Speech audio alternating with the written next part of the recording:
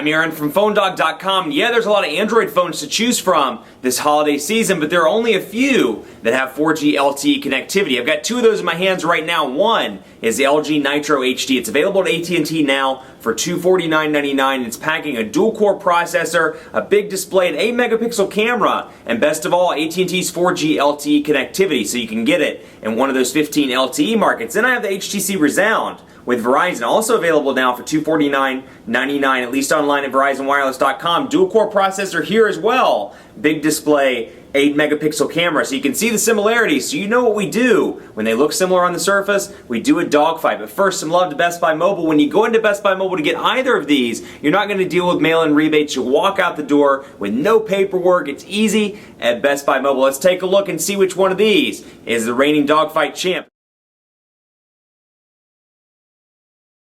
For part 2 of this video, let's take a look at personalization on both of these devices, because obviously they're both running Android 2.3, but they're running very different manufacturer-installed skins, which make them look very different as a result. So you can see here, HTC Sense version 3.5 running over here. You got LG's custom user interface running over here, both the top Android 2.3. You can see both have 7 home screens, though the HTC, and this is something I don't care for on the LG Nitro. I mean, take a look at this. I've found some issues with it. First of all, I find that when I'm scrolling through stuff quickly and I go to click on something, it takes a minute or oftentimes doesn't recognize my gesture, first of all. Second of all, I feel like it's a weird mix between TouchWiz and iOS, and it's just not very fleshed out, and you see it a lot through the actual user interface itself. I find that it's laggy. I don't feel like it's optimized for the hardware, whereas I feel like a more established player like Sense or like TouchWiz, they really do a good job with optimizing it to their hardware in most cases. So you can see, even though Sense may be laggy at times, it works really well with their hardware. They know what they're doing. They've made time to kind of focus on the programming and development,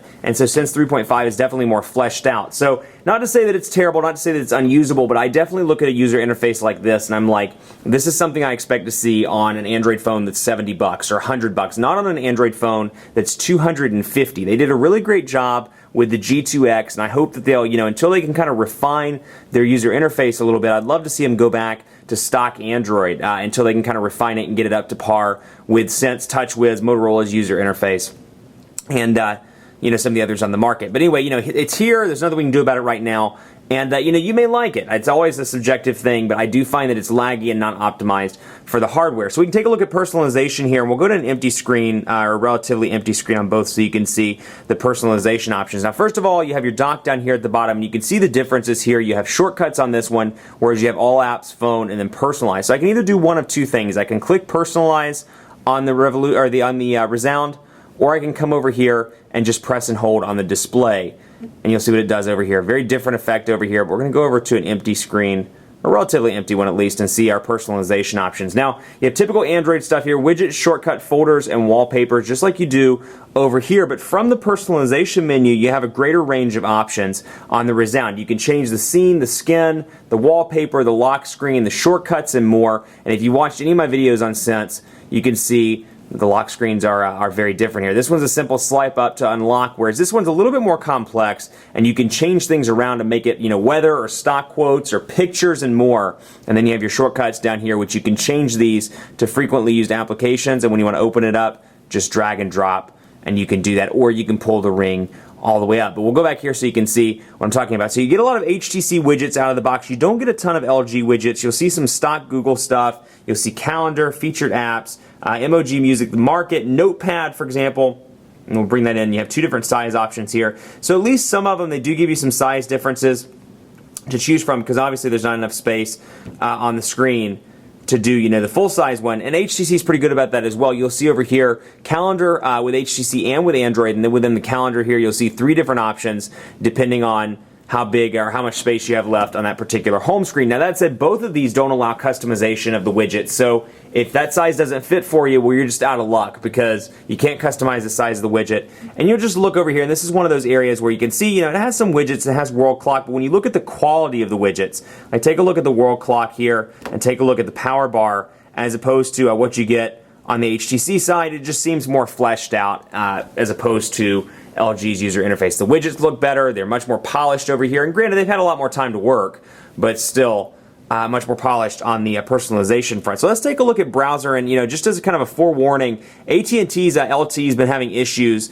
in the Charlotte area for a couple of days now, or at least the devices, my review devices. We think it may be a SIM provisioning issue, but I just wanted to give you a heads up. Don't really look at the data speeds on this because it's not indicative, at least right now, of LTE across the nation. So keep that in mind. Verizon seems to be working okay, and it would work even better if I actually pulled up the right page and didn't make spelling errors. So let me see here. I can go to phonedog.com and load that one up, and you can see PhoneDog here loading as well. Now the page is still loading, so I'll wait to do the pinch to zoom test, but you can see some differences in Sense 3.5 if you're coming from the Thunderbolt or some of these older HTC phones. First of all, you'll notice the back button and the stop button have text written below them now, and you really see that all throughout the HTC Sense 3.5 interface now. You really see like personalized below it, or all apps, you see that there's a lot of text. So we'll load this up, and I don't know if it stopped loading or if it's still working right now, but we'll try to get PhoneDog loaded up so you can take a look at what it looks like. So you can see portrait and landscape mode over here on the Nitro, and again, definitely having some network issues at the moment on 4G LTE, but you can see pinch to zoom, relatively responsive, and then I can come down here and open up separate tabs. And if you watch my Dogfight, you know how convenient it is to me to have the tab here where I can kind of see where I left off. And same thing over here, pinch to zoom, relatively responsive, just a gorgeous display. And they're both nice because they're both HD displays, but just an absolutely beautiful display over here.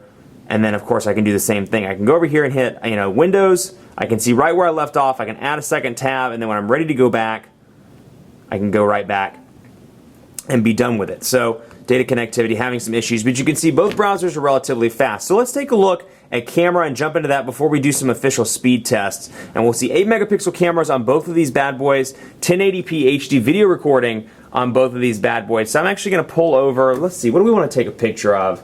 How about my Supreme Bean coffee mug that I brought into the office today. So I'll go ahead and take a picture of this with both of these devices so you can see. Bam.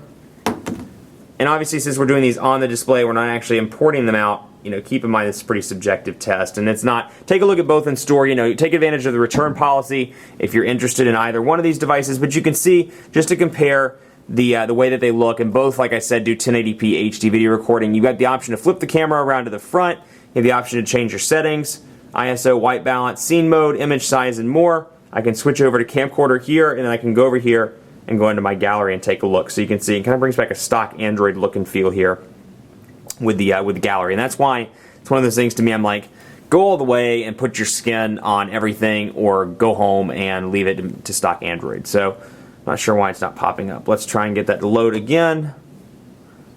And it's loading up. And then we'll come over here to gallery on this one as well. Same effect over here with your options. You can switch the mode around. You can change your settings.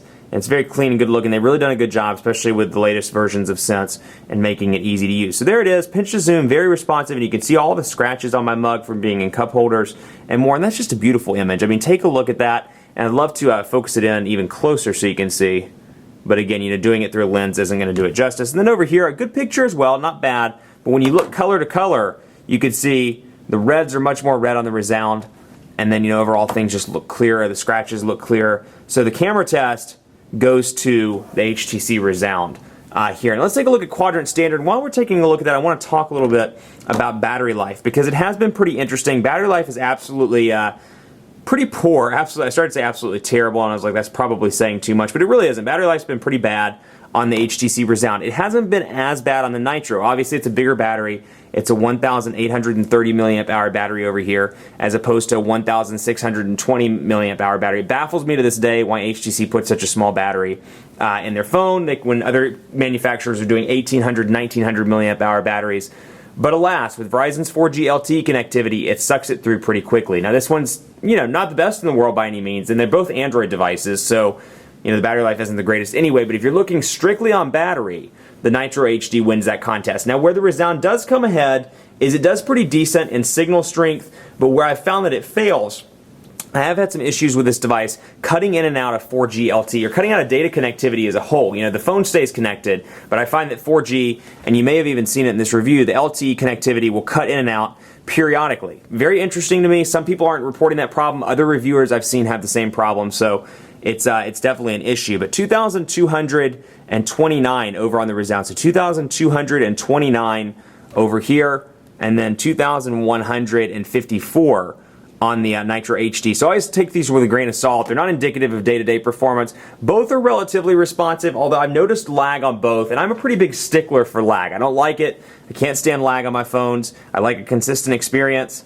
But if I had to choose between either one of these, I would give a slight, ever so slight edge to the Rezound. But honestly, if that's your issue and you're like me and you don't like any lag, look towards the Galaxy Nexus or look towards the Droid Razr, because both of these are a little bit laggy, a little bit too laggy for my taste, mostly because they're running pretty resource-heavy user interfaces. So that's something to keep in mind as well. So we're going to run speed tests. I'm actually not going to load up speed tests. I'm going to show you the results because I have gotten some decent results when LTE was working fine. So you can see a Verizon result here, about 6.5 megabits per second and 5 on the upload. And while that's running, I'll show you some AT&T ones over here as well. About 6 megabits per second. I have not seen... Force close. Let's try that one more time. I haven't seen any of these amazing speeds other people have been talking about in New York City, 20, 30, 40 megabits per second on AT&T. What I have seen is something between kind of 4 and 8 megabits per second, with it peaking at about 10 megabits per second, depending on the time of day that I'm accessing it. Now over here, there's a Verizon cell site on the motel next to my office, or the hotel next to my office, so you can see, obviously, crazy fast speeds, 26 megabits per second, 7 on the upload. But if you're in an average area, that's what you can expect to see. 5 to 12 megabits per second on the download, 2 to 5 megabits per second on the upload. And I've found that unless you're right beside a cell site like I am, it's pretty much the same across the board. And Verizon stays pretty consistent. I find that AT&T's fluctuates a little bit more, but again, it's a pretty new network. It just came into Charlotte, and we'll continue to monitor it as time goes on. Now, both of these are decent devices, and like any other high-end device, you can't really go wrong with either one. That said, the Dogfight winner is the HTC Rezound. It just offers a better package of features. It offers Beats by Dr. Dre installed. It comes with headphones out of the box, so you think, okay, I'm paying $250 for a phone, but I get a $100 pair of Beats headphones, so really I'm only paying $150 for the phone, and I'm getting a pair of headphones in the box. So that's something, if you think about it that way, you get a better bang for the buck with the headphones, plus better display. They're both HD displays, but comparing them both, you can just see an absolutely gorgeous display here. And I'll bring it into Gmail so you can take a look. Just beautiful HD quality. And the screen, it just blows me away on the Rezound. That said, both phones are a little bit laggy for my taste, and I'm pretty particular about that, but the Rezound does win. That said, if battery life's your thing, that's one area where the Rezound falls way short. Take a look at the Nitro HD.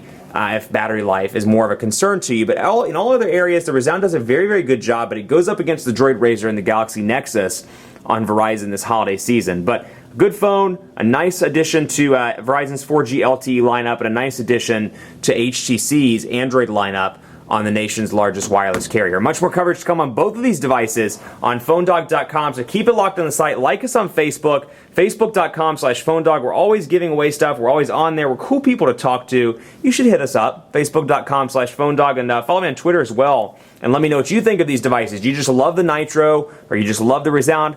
I always like to hear from you at PhoneDog_Aaron on Twitter and Facebook.com/PhoneDog. AB on Facebook. Thanks so much for watching, and as always, we'll see you next time.